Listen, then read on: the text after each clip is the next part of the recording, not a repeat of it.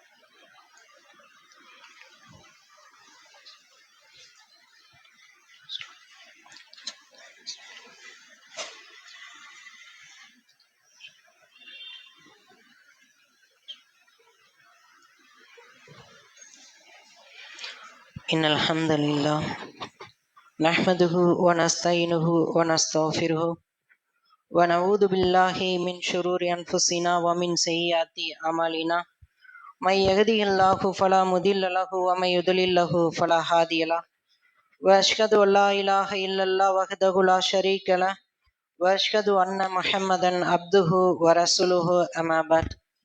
யா அய்யுஹன் நாஸ் இத்தகு ரப்பக்கும் அல்லதி ஹலகக்கும் மின் நஃப்ஸின் வாஹிதா خلق منها زوجها وبث منهما رجالا كثيرا ونساء واتقوا الله الذي تسالون به والارحام ان الله كان عليكم رقيبا. ஆகுக என்ற ஒரு சொல்லை கொண்டு இந்த பிரபஞ்சத்தையும் கோடான கொடி ஜீவராசிகளையும் படைத்து வளர்த்து பரிபாலித்து வரும் எல்லாம் வல்ல அல்லாஹுவை போற்றி புகழ்ந்தவனாகவும், வார்த்தைகளிலே சிறந்தது அல்லாஹ்வுடைய வார்த்தை திருமறை குர்ஆன் என்றும், வழிகாட்டுதல்களிலே சிறந்தது நபிகள் நாயகம் ஸல்லல்லாஹு அலைஹி வஸல்லம் அவர்களுடைய வழிகாட்டுதலாகும்.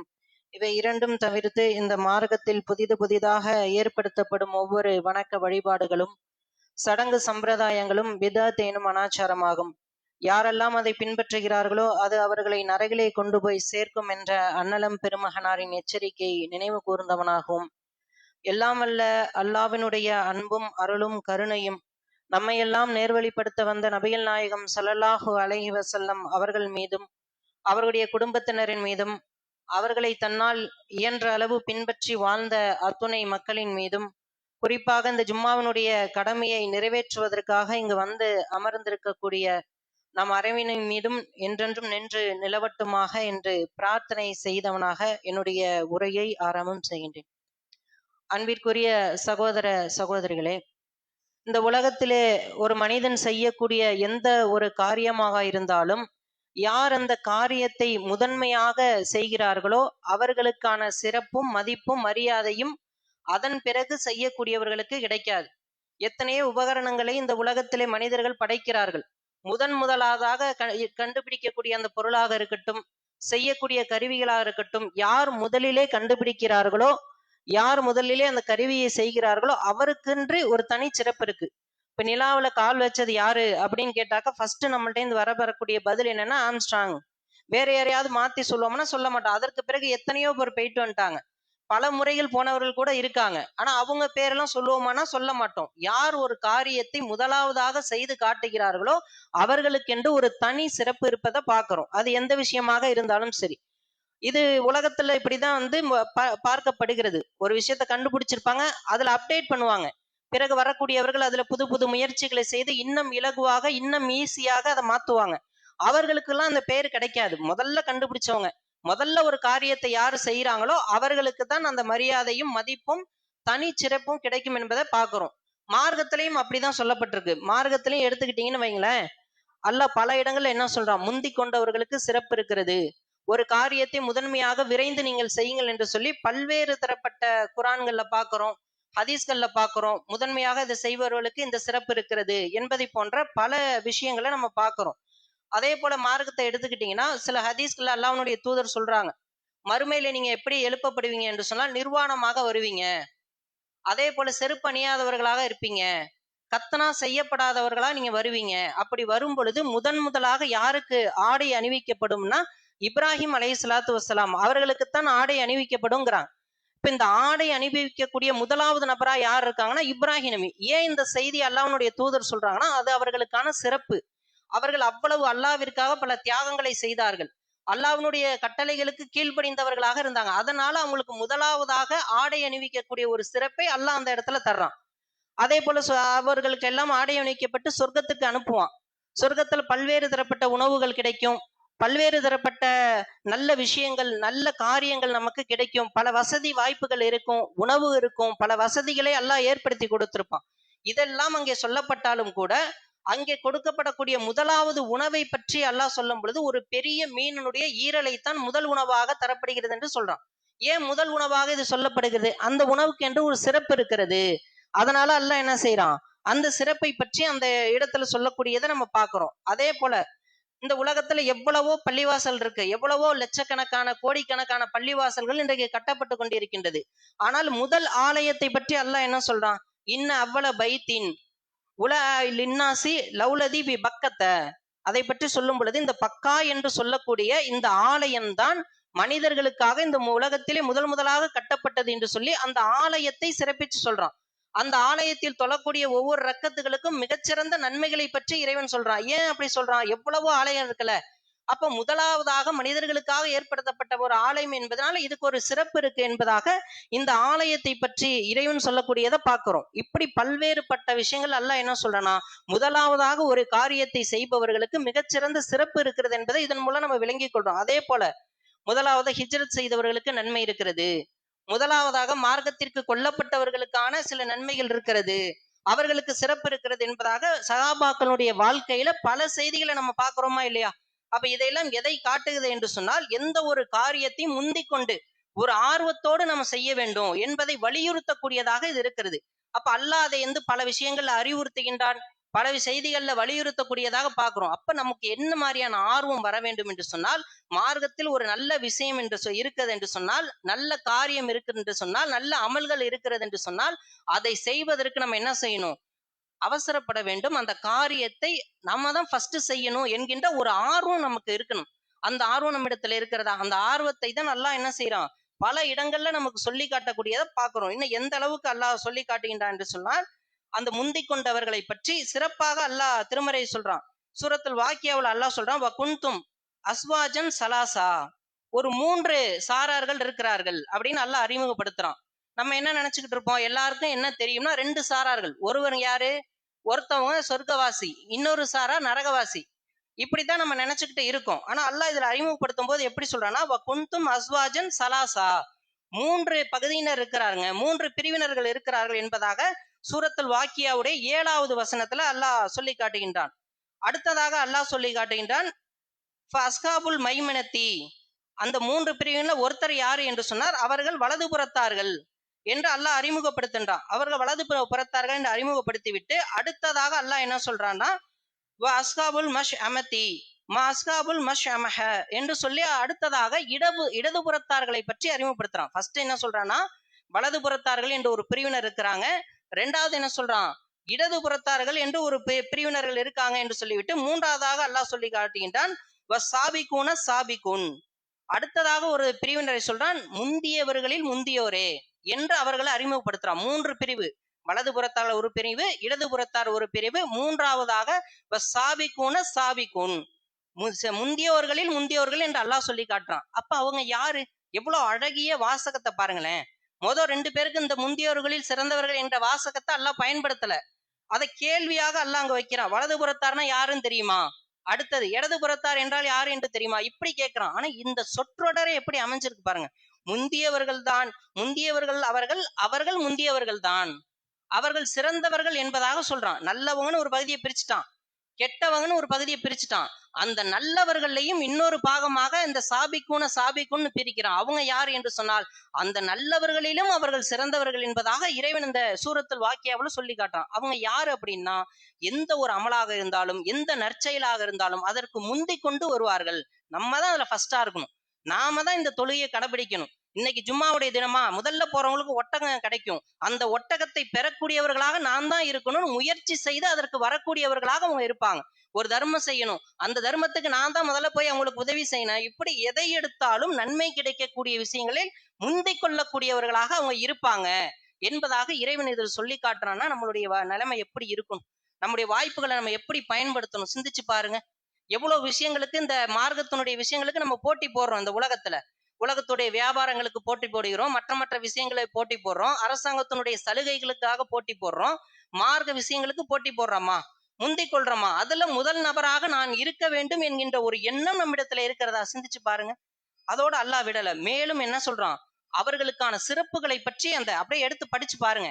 சூரத்துல் வாக்கியாவோட 7வது வசனத்தில் இருந்து கிட்டத்தட்ட 56வது வசனம் வரைக்கும் நல்லவர்களுக்கான விஷயங்களை சொல்றான். அதற்கு பிறகு தீயவர்களுக்கான விஷயங்களையும் முழுமையாக அல்லாஹ் சொல்றான்.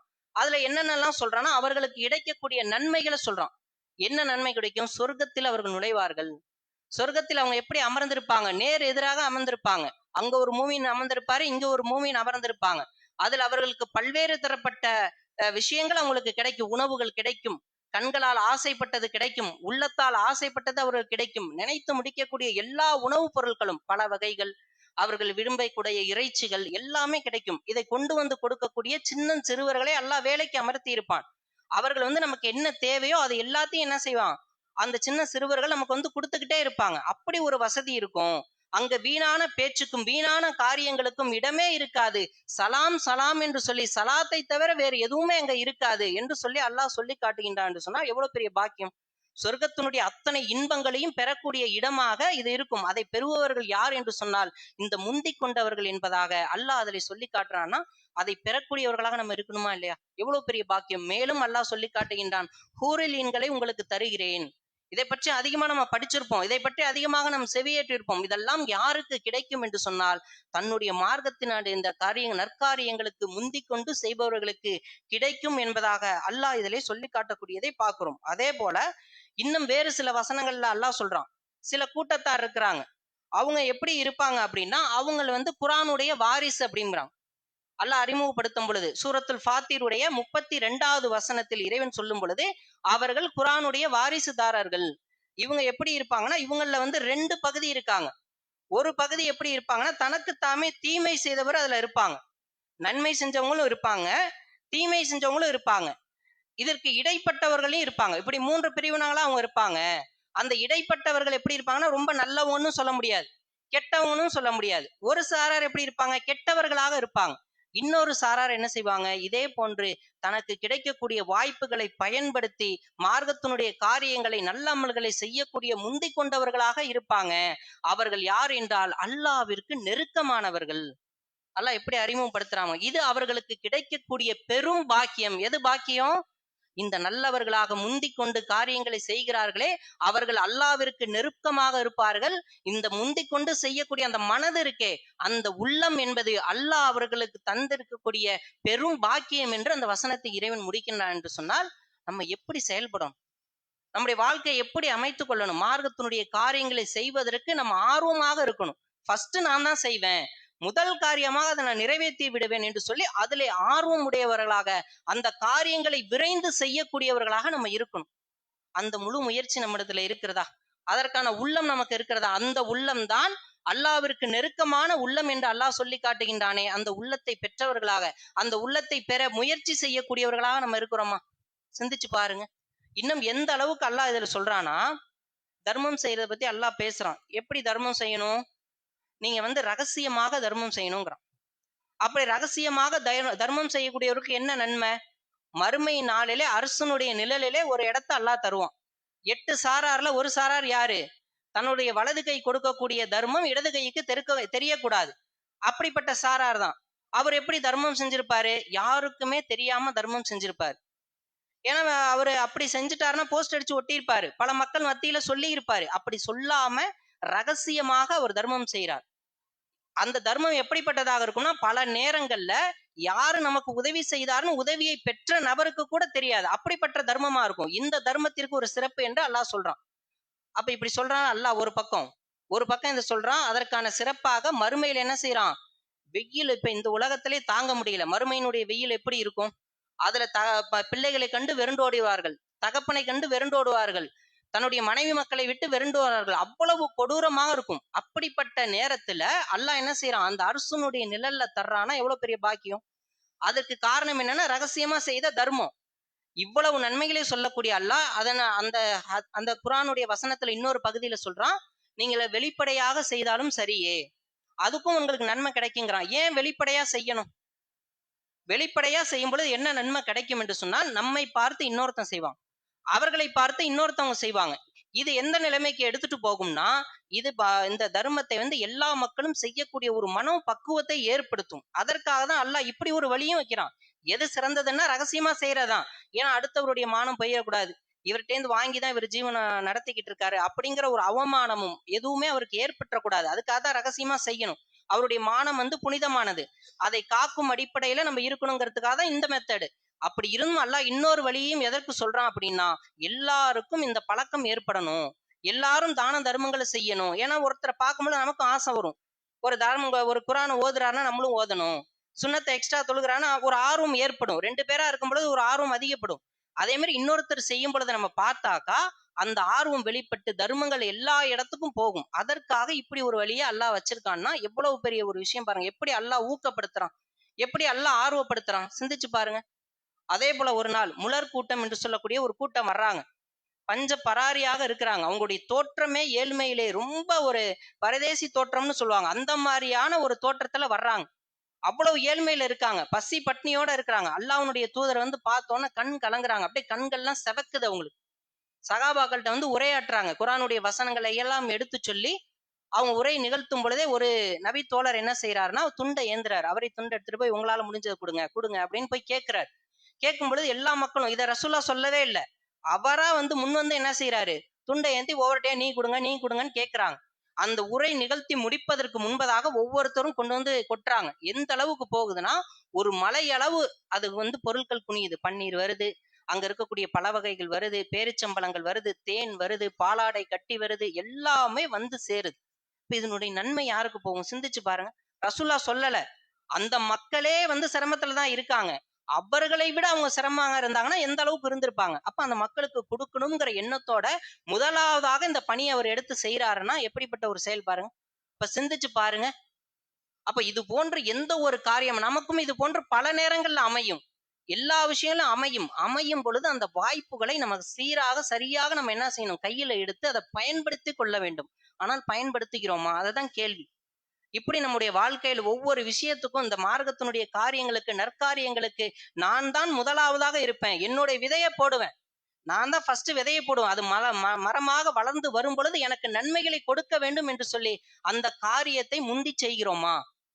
அப்படி யார் முந்தி செய்கிறார்களோ அவர்களுக்குத்தான் சிறப்பு இருக்கிறது, அவர்களுக்குத்தான் சொர்க்கத்தில் பேர் இன்பங்கள் இருக்கிறது என்பதையெல்லாம் நம்ம முதல்ல பார்த்தோம். அப்ப சிந்திச்சு பாருங்க, நம்முடைய வாழ்க்கை எப்படி அமைத்துக் கொள்ளணும் என்பதையெல்லாம் சிந்தித்து பார்க்க வேண்டும். இன்ஷா அல்லாஹ் மேற்கொண்ட செய்திகளை 2ஆம் முறையிலே பார்ப்போம்.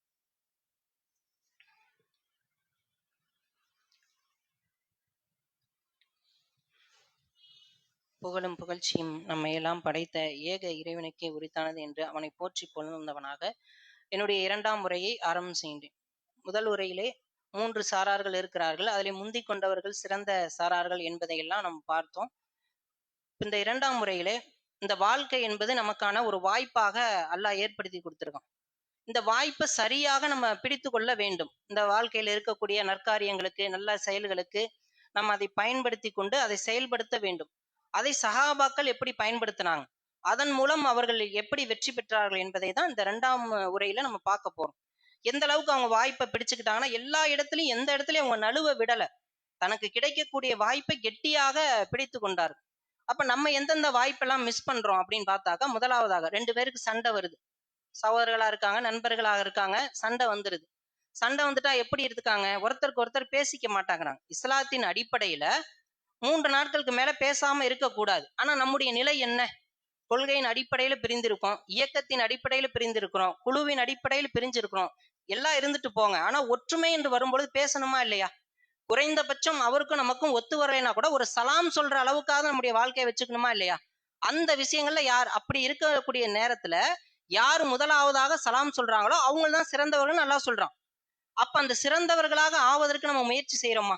2 பேருக்கு சண்டை வந்துட்டுனா எப்படி இருக்கிறோம் நம்ம? முதலாவதாக அவன் சொல்லட்டும், அவன் பேசட்டும் அப்படின்னு இருக்கோமே. அல்லாவிற்காக நாம் பேசுகின்றேன். யார் முதலாவதாக சலாம் சொல்கிறார்களோ அவர்கள் தான் சிறந்தவர்கள், முந்திக் கொண்டவர்கள் தான் சிறந்தவர்கள். அந்த முந்திக் கொண்டவரில் முதலானவராக நான் இருக்கிறேன் என்று சொல்லி யாராவது அதுக்கு முயற்சி எடுக்கிறோமா? யாராவது அந்த இடத்துக்கு வர்றோமா? ஈகோ நம்மளை தடுக்குது. அப்ப சிந்திச்சு பாருங்க, இது எவ்வளவு பெரிய வாய்ப்பு. இந்த வாய்ப்பை நம்ம விட்டுறோமா இல்லையா? அதே போல மார்க்க கல்விகள்ல நம்ம எப்படி இருக்கிறோம்? அதற்காக நேரத்தை ஒதுக்குறோமா? சிந்திச்சு பாருங்க, எப்படி இருக்கிறோம்? பல விஷயங்களுக்கு நேரத்தை ஒதுக்குறோம். பொழுதுபோக்குக்காக நேரத்தை ஒதுக்குறோம். மார்க்கத்தை கற்றுக்கொள்வதற்கு, குரானை கற்றுக்கொள்வதற்கு, துவாக்களை கற்றுக் கொடுவதற்கான நேரத்தை ஒதுக்குறோமா? இல்லையே. நபிகளாருடைய காலத்துல ஒரு சம்பவம், ஒரு சபை, அல்லாஹ்வுடைய தூதர் மார்க்கத்தை எடுத்து சொல்லிக்கிட்டு இருக்கிறாங்க. 3 நபர்கள் வர்றாங்க.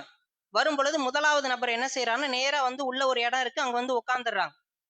2ஆவதாக ஒரு நபர் வர்றாரு, வெக்கப்பட்டுக்கிட்டு அவர் ஓரமா போயிடுறாரு. 3ஆவதாக இன்னொரு நபர் வர்றாங்க. அவங்க என்ன செய்யறாங்கன்னா, அந்த சபையை புறக்கணித்து விட்டு போயிடுறாங்க. அப்ப இந்த சபை முடிந்த பிறகு அல்லாஹ்வுடைய தூதர் சொல்றாங்க, ஒரு 3 நபர்களை பற்றி உங்களுக்கு அறிவிக்கட்டுமா அப்படின்னு கேட்டு சொல்றாங்க. முதலாவதாக ஒரு நபர் வந்தார்.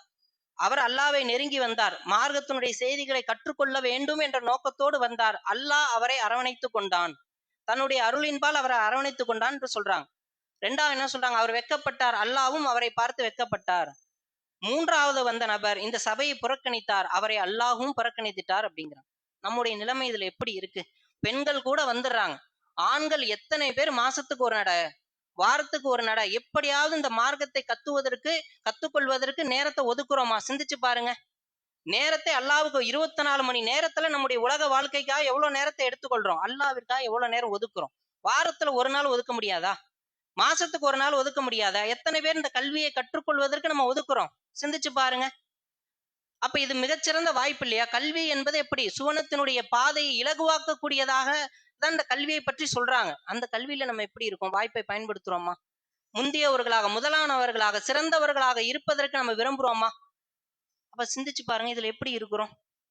அப்ப இந்த வாய்ப்புகளை எல்லாம் நம்ம தவற விட்டு கொண்டே இருக்கின்றோம். ஆனா சகாபாக்கள் அப்படி இல்லை, கெட்டியாக பிடித்து கொண்டாங்க. எந்த அளவுக்கு என்று சொன்னால், ஒரு சபையில அல்லாஹ்வுடைய தூதர் சொல்றாங்க, மறுமையினுடைய நிகழ்வை பத்தி சொல்றாங்க, தன் பார்த்த விஷயத்தை பத்தி சொல்றாங்க.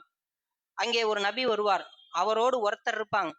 சில நபியோட நபி மட்டும் வருவார், சில நபியோட 10 பேர் இருப்பாங்க, சில நபியோட கூட்டம் கூட்டமாக வருவாங்க. ஒரு கூட்டத்தை பார்த்து இது என்னுடைய கூட்டமா இருக்குமோ அப்படின்னு அல்லாஹ்வுடைய தூதர் நினைக்கிறாங்க. அப்ப அவங்களுக்கு மலக்குமார்கள் மூலம் சொல்லப்படுது, இல்ல இது மூசா நபியினுடைய கூட்டம்னு சொல்லப்படுது.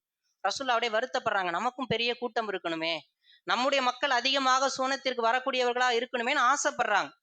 அப்ப இன்னொரு கூட்டம் வருது, இதுதான் முகமது நபியே உங்களுடைய கூட்டம் என்று அவங்களுக்கு சொல்லப்படுது.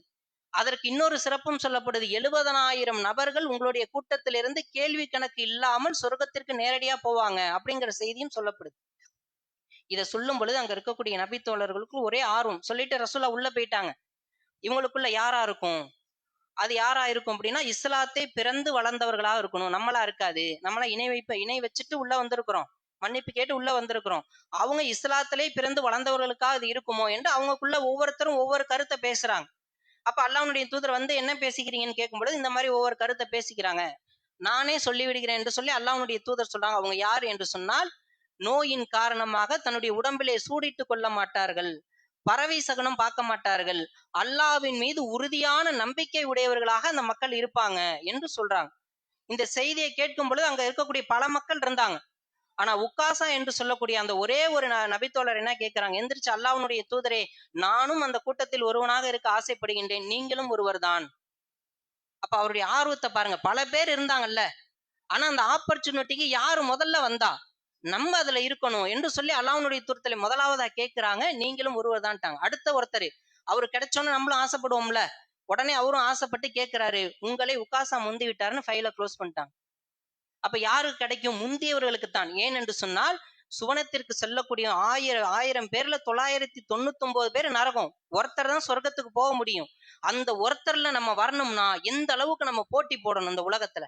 மத்த விஷயங்களுக்கு போட்டி போடுறோம். சுவனம் என்பது மிக முக்கியமானது இல்லையா? நம்முடைய இலக்கு அதுதான். அந்த இலக்கை நோக்கி நாம் போக வேண்டும் என்று சொன்னால் எவ்வளவு உழைப்பை நம்ம இங்க போடணும். இந்த உலகத்துல ஒரு வீடு கட்டுறதுக்கு, வியாபாரத்தை பண்றதுக்கு, மத்த விஷயங்களுக்கு எவ்வளவு உழைப்பை சிந்துறோம். அப்ப மறுமை என்பது இதை எல்லாம் விட மகா பெரியது.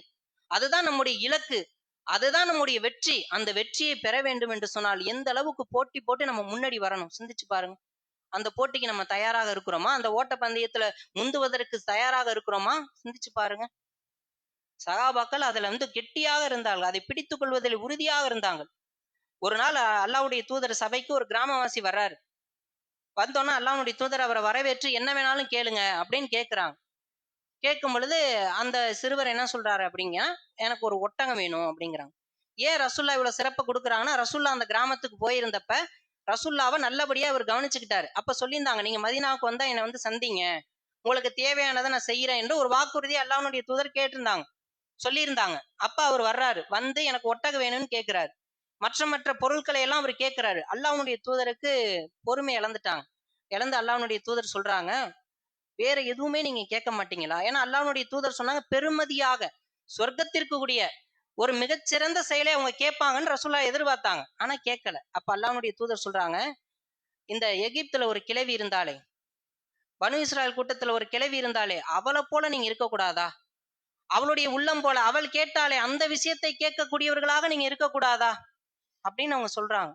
அப்ப சஹாபாக்கள்லாம், யார் அந்த கிழவி, அப்படி என்ன கேட்டாங்க அவங்க என்று கேட்கும் பொழுது அல்லாஹ்வுடைய தூதர் சொல்றாங்க, மூசா நபி திட்டமிடுறாங்க, ஃபிரௌன்கிட்ட தப்பிச்சு நம்ம போயிடலாம்னு சொல்லி ஒட்டுமொத்த மக்களையும் ரெடி பண்றாங்க.